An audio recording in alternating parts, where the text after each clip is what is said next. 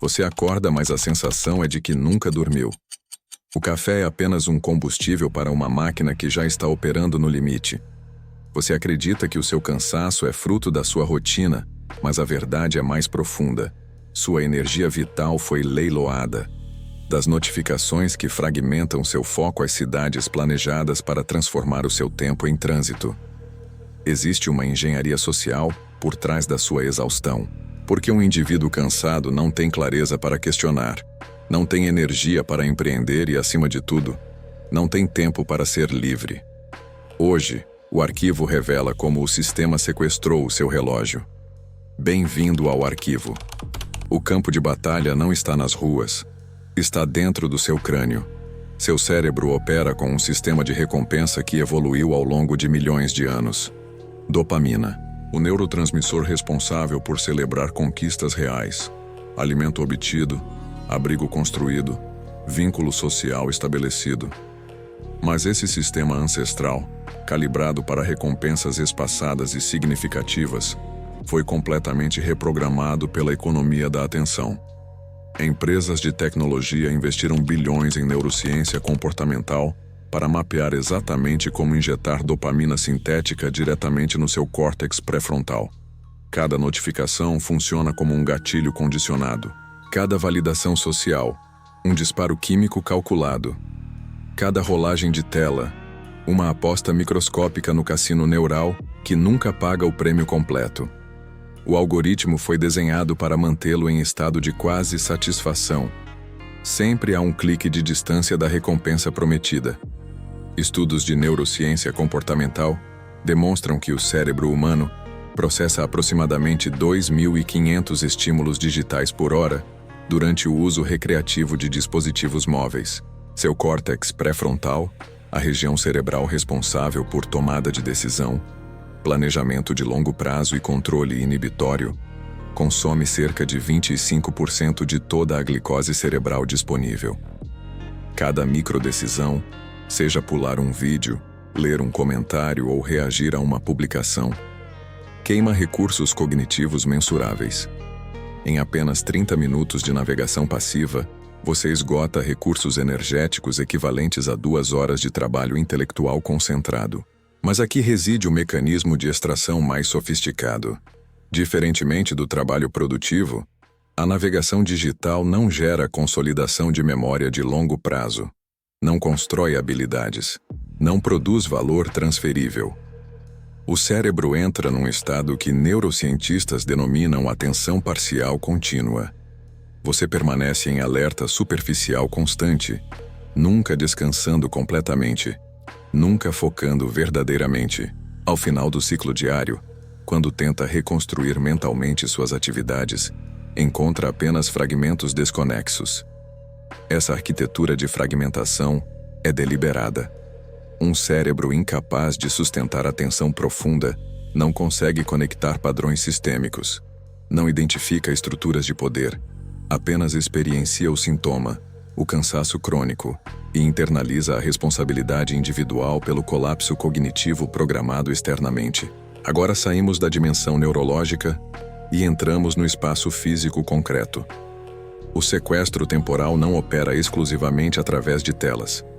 Ele foi literalmente pavimentado, zoneado e regulamentado nas estruturas urbanas que você percorre diariamente. A pergunta fundamental é simples: por que a maioria dos trabalhadores reside a grandes distâncias de seus locais de trabalho? A resposta superficial é econômica.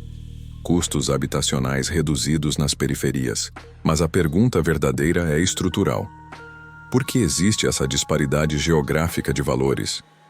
As metrópoles contemporâneas foram desenvolvidas seguindo modelos de planejamento urbano, baseados em estratificação espacial deliberada.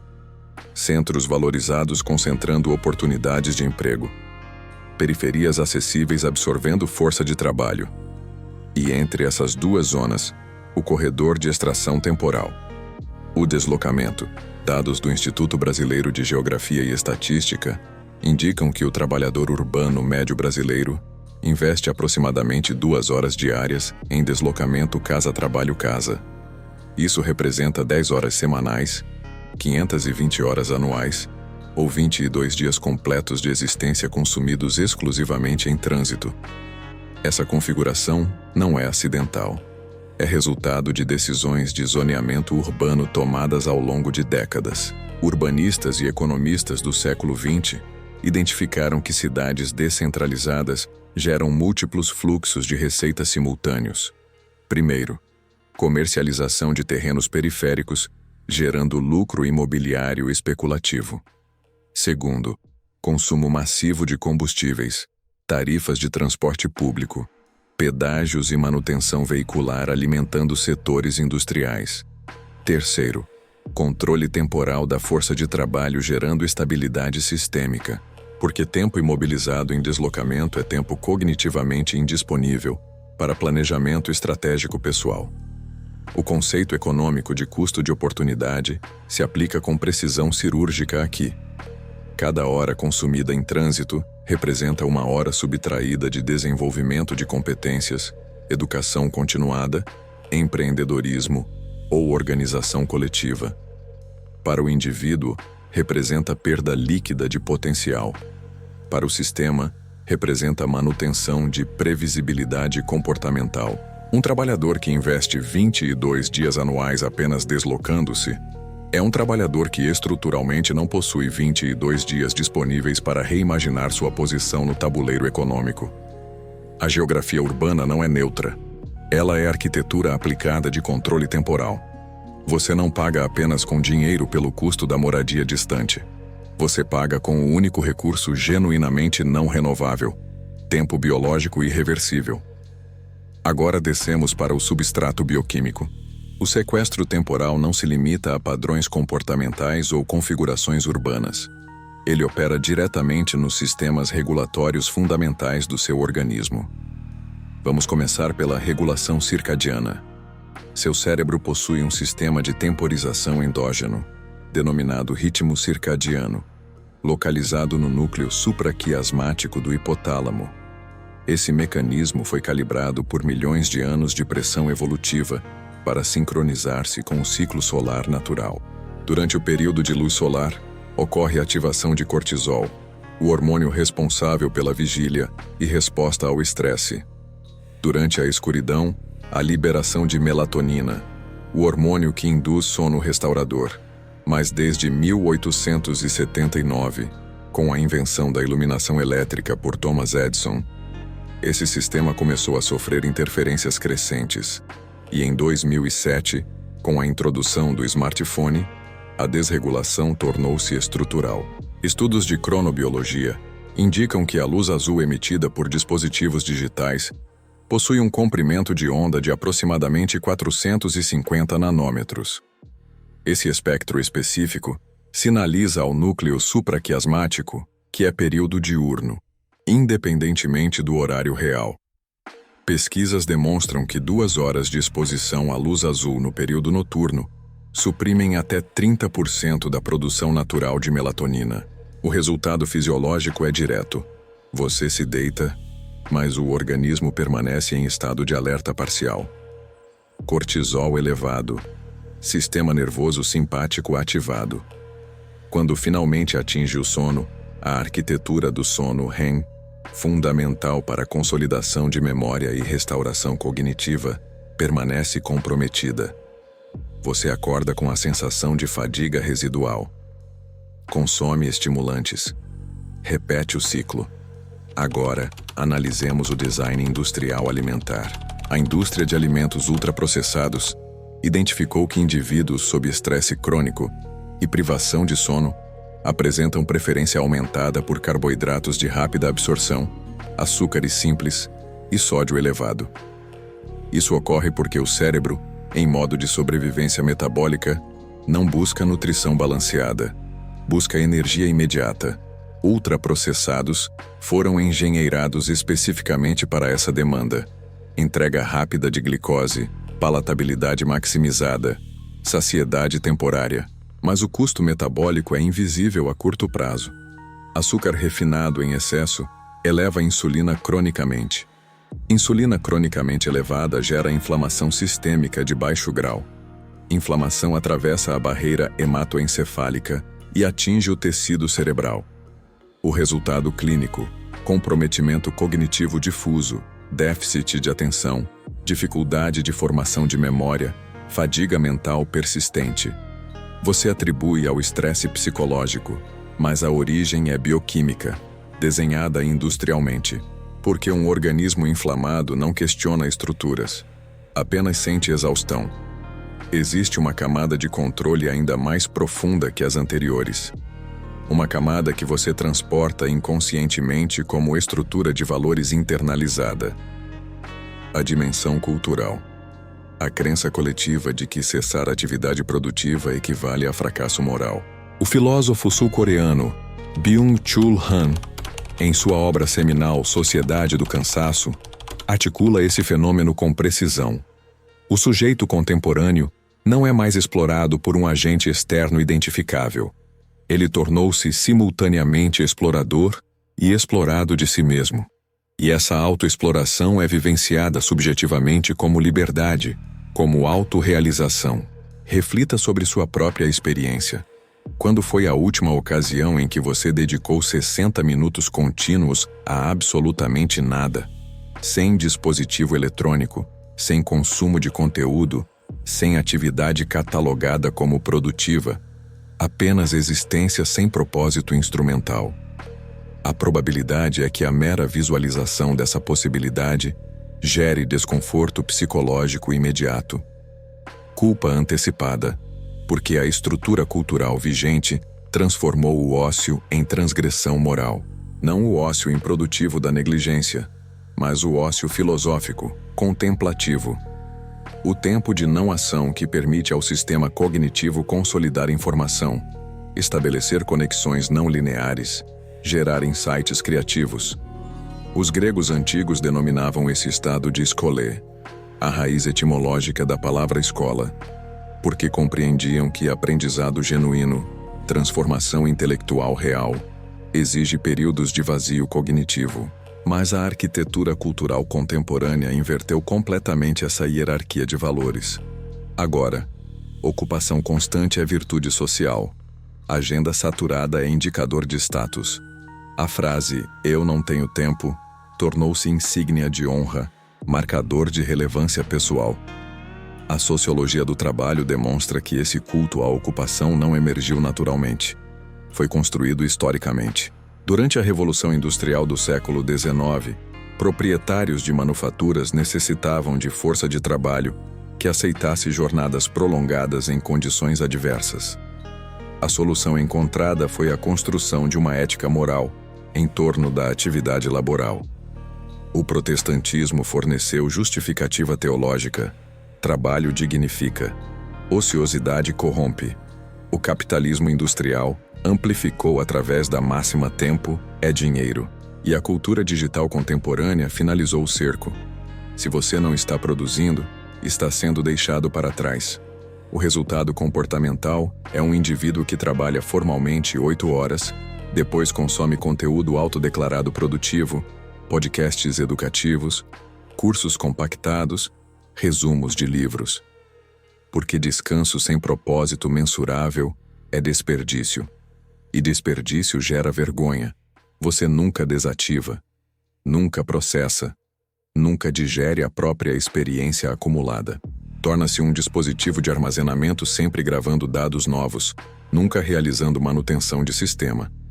Até ocorrer a falha crítica. E quando falha, você internaliza a responsabilidade. Preciso de mais disciplina. Preciso gerenciar melhor. Mas o problema não é gerencial, é teológico. Você foi condicionado a adorar ocupação e punir vazio, mesmo que o vazio seja o único espaço onde clareza emerge. Agora você possui o mapeamento completo.